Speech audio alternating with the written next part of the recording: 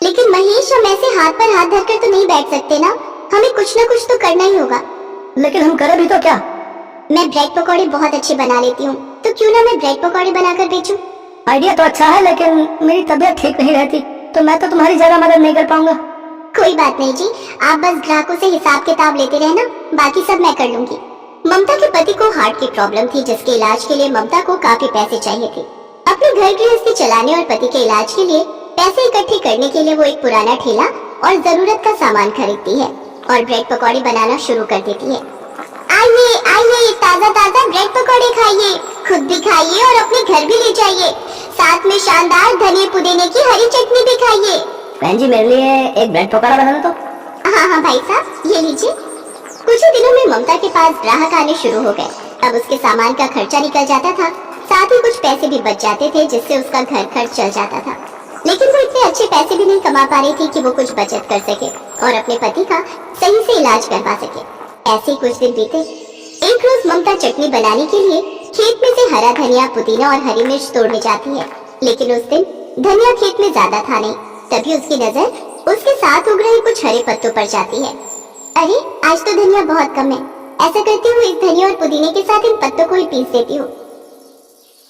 कुछ देर बाद वो ठेले पर आती है। ममता कहाँ रह गई थी?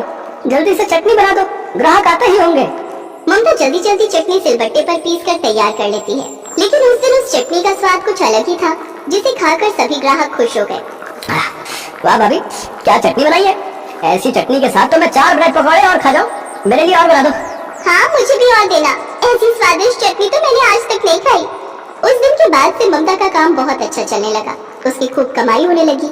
लोग उस चटनी के साथ साथ 4-4 ब्रेड पकौड़े एक साथ खा जाते। एक रोज जब वो पत्ते तोड़कर लाई, तो उसके पति ने उसके हाथ में वो पत्ते देख लिए। ममता, ये तुम कौन से पत्ते लाई हो? तुम भला इसका क्या करोगी?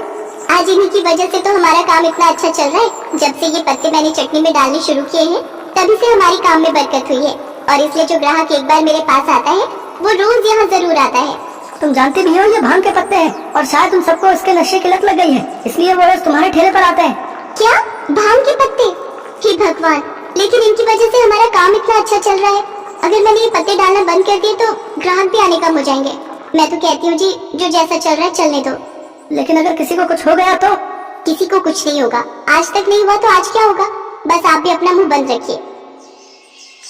एक रोज एक लड़का विनीत उसके ठेले पर आया और ममता से कहने लगा, भाभी, कल दूसरे शहर से मेरे कुछ दोस्त यहाँ आ रहे। मैंने उनसे आपके ब्रेड पकौड़े और स्वादिष्ट चटनी की खूब तारीफ की है। आप कल 8 लोगों के लिए 3-3 के हिसाब से ब्रेड पकौड़े और चटनी बना देना, ठीक है? हाँ हाँ, आप चिंता मत कीजिए, सब हो जाएगा। अगले दिन विनीत अपने दोस्तों के साथ ममता के ठेले पर आता है। उन सभी दोस्तों में 3 लोगों ने चटनी बहुत ज्यादा खाई, और वो सब खाते खाते उन ब्रेड पकौड़ों की भी बहुत तारीफ कर रहे थे। लेकिन अचानक ही वो तीनों खाते खाते जमीन पर गिर गए और बेहोश हो गए। भाभी, ये क्या मिला है इन ब्रेड पकौड़ों में? मेरे ये दोस्त बेहोश क्यों हो गए? मुझे कुछ नहीं पता। विनीत अपने दोस्तों को अस्पताल लेकर गया, जहाँ डॉक्टर ने उससे कहा, देखिए, इनके शरीर में कोई नशीला पदार्थ जरूरत से ज्यादा चला गया है, जिसकी वजह से वो तीनों बेहोश हो गए। विनीत पुलिस को बुलाता उससे पहले ममता पुलिस स्टेशन पहुंच गई और उसने पुलिस को सारी सच्चाई बता दी। साहब, मैं जानती थी कि आपको जब सच्चाई पता चलेगी तो आप मुझे पकड़ने जरूर आएंगे, इसलिए मैं खुद ही सरेंडर करने आ गई। मैंने बस मजबूरी में वो सब किया था। मैं तो बहुत कम मात्रा में भांग के पत्ते उसमें मिलाती थी, लेकिन उन तीनों ने चटनी जरूरत से ज्यादा ही खा ली, जिस वजह से वो बेहोश हो गए। दरअसल मेरे पति एक बहुत बड़े बिजनेसमैन थे और उन्होंने अपनी सारी जमा पूंजी शेयर मार्केट में लगा दी थी, लेकिन शेयर मार्केट में हुए भारी लॉस के कारण हम बर्बाद हो गए और हम सड़क पर आ गए। तब से हम यही एक झोपड़ी बनाकर रहने लगे और घर खर्च चलाने के लिए मैंने ब्रेड पकौड़े का काम शुरू कर दिया। साहब, मैंने लालच में आकर वो चटनी बनाई। हालांकि मेरा इरादा किसी को नुकसान पहुंचाने का नहीं था, लेकिन मैं जानती हूँ मुझसे गलती हुई है, तो आप मुझे सजा दे सकते हैं। अगर आप चाहती तो भाग भी सकती थी, लेकिन आपने ऐसा नहीं किया, इसलिए आपकी मजबूरी को देखते हुए मैं खुद जज साहब से आपको कम से कम सजा देने की दरखास्त करूंगा। ममता को केवल 3 महीने की जेल और 1000 के जुर्माने की सजा होती है। जेल से छूटने के बाद एक एनजीओ वाले आकर ममता की मदद करते हैं, जिसके लिए वो उसे 10 लाख रुपए देते हैं। ममता उन पैसों से अपने पति का इलाज करवाती है, जिससे वो पूरी तरह ठीक हो जाता है। साथ ही वो अपने ब्रेड पकौड़े के काम को बड़ी ही ईमानदारी से चलाती है और उसमें किसी भी नशीले पदार्थ का इस्तेमाल नहीं करती। ग्राहकों की भीड़ अब फिर से उसके ठेले पर लगनी शुरू हो जाती है और उसका काम अच्छा चलने लग जाता है। बिंदिया को चौथा महीना लग चुका था। शादी के बाद बिंदिया बहुत सालों बाद माँ बनने वाली थी। बिंदिया बहुत खुश थी कि उसकी वो इच्छा पूरी हो गई जिसकी वो हमेशा भगवान से प्रार्थना करती थी। बिंदिया ने अपने आने वाले बच्चों के भविष्य के लिए बहुत से सपने संजोए हुए थे। उसका मन था कि वो अपने बच्चे के लिए सब कुछ करे, पर अचानक विनोद की नौकरी छूट गई। वो जिस कपड़े की दुकान पर काम करता था वो दुकान बंद हो गई। अब दूसरी जगह जब नौकरी लगी तो वो बहुत कम पैसों में लगी।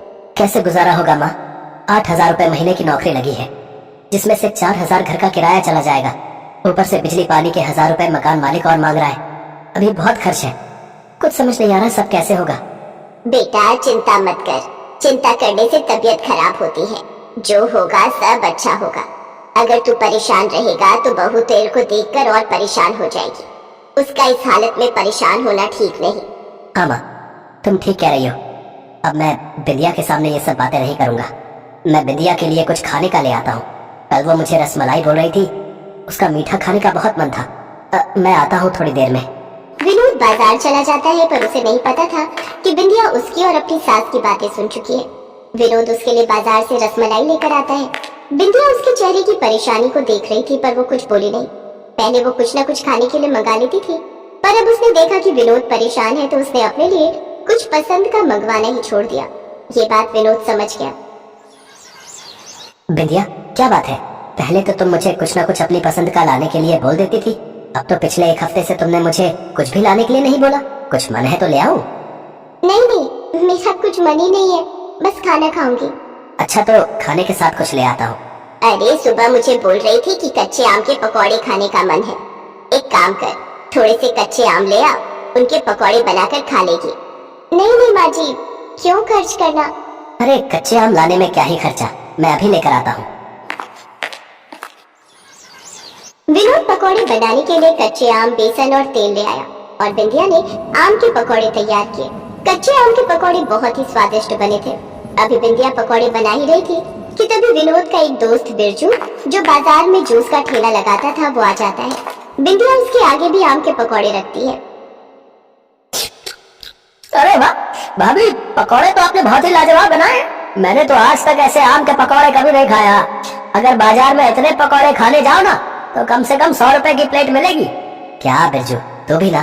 भैया मैं और पकौड़े लाती हूँ। अरे मैं सही बोल रहा हूँ विनोद, ऐसे ही तो बिजनेस बनते हैं। पता है आजकल छोले कुलचे, वड़ा पाव, पानी पूरी वाले बहुत फेमस हो रहे हैं भैया। अगर भाभी अपना आम के पकौड़े का ठेला लगा लेना बाजार में, सच कह रहा हूँ, रोजाना की अच्छी खासी कमाई हो जाएगी। हाँ आप सच कह रहे हो बिरजू भैया, अगर ऐसा हो जाए तो फिर तो मजा ही आ जाएगा। सुनो, इस नौकरी से तो तुम्हें इतनी कमाई भी नहीं होती है। पूरा महीना तुम मेहनत करते हो। एक बार कोशिश करके देखते हैं ना, क्या पता हमारे आम के पकौड़े का ठेला अच्छा चल जाए। कस्टमर की तू चिंता मत कर, मेरे ग्राहक जूस के बंधे हुए हैं, आराम से तेरे ठेले पर पकौड़े खाएंगे। अच्छा वैसे कितना खर्चा आ जाएगा? थोड़ा तो पैसा तुझे लगाना पड़ेगा भाई, क्योंकि कोई भी व्यापार पैसा लगाए बिना नहीं शुरू होता। विनोद, बहू के हाथ के पकौड़े मुझे पता है बहुत बिकेंगे। तू और बहू एक बार ठेला शुरू करके तो देखो। विनोद सबकी बात मान लेता है और कुछ रुपए उधार पर ले लेता है। बिंदिया विनोद का पूरा साथ देती है और खूब बढ़िया आम के पकौड़े बनाती है। नई तरह के आम के पकौड़े खाने के लिए धीरे धीरे ग्राहक आने लगे। बिंदिया गरम गरम मसालेदार पकौड़े बनाती और विनोद उन्हें बेचने का काम करता। धीरे धीरे बाजार में बिंदिया के हाथों के बने आम के पकौड़े बहुत फेमस हो गए।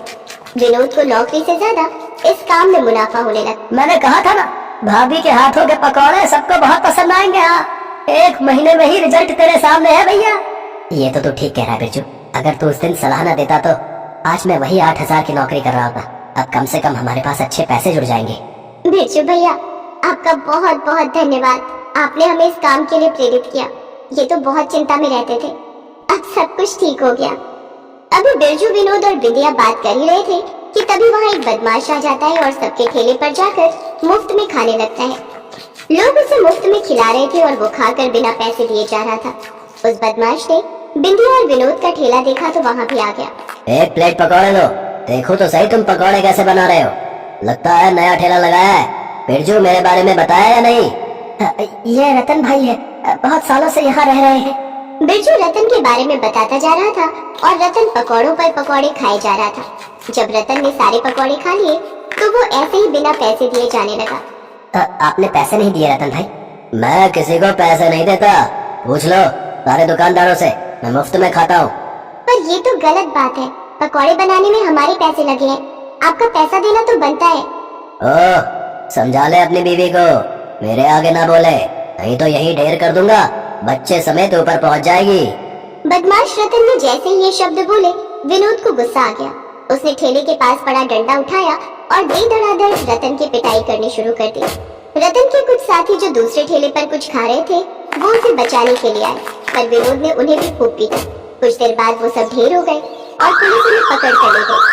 क्या बात है विनोद, तू तो बड़ा बहादुर है। तेरी बहादुरी देखकर तो आज हम सब में भी हिम्मत आ गई। आज तेरी वजह से ही हमें रतन जैसे बदमाश से छुटकारा मिला है। मैंने जो किया सही किया, हम क्यों किसी के अत्याचार से और डर कर रहे? नहीं, हम कायर नहीं है। और उसने मेरी बिंदिया को गलत बोला, जो मैं कभी बर्दाश्त नहीं कर सकता था। बिंदिया के चेहरे पर खुशी थी कि उसे विनोद जैसा पति मिला। बाजार में सब लोग विनोद और बिंदिया की बहुत तारीफ करते हैं और एक बार फिर से बिंदिया ठेले पर आम के पकौड़े बनाना शुरू कर देती है। पर अब उनके और आसपास के दुकानदारों के किसी के मन में अब कोई डर नहीं था, क्योंकि बदमाश रतन को सजा हो गई थी। कुछ महीनों बाद बिंदिया की डिलीवरी होती है और वो एक प्यारे से बेटे को जन्म देती है। पर आज उसके और विनोद के पास इतने पैसे थे कि वो अपने बच्चे की परवरिश बहुत अच्छे से कर सकते थे।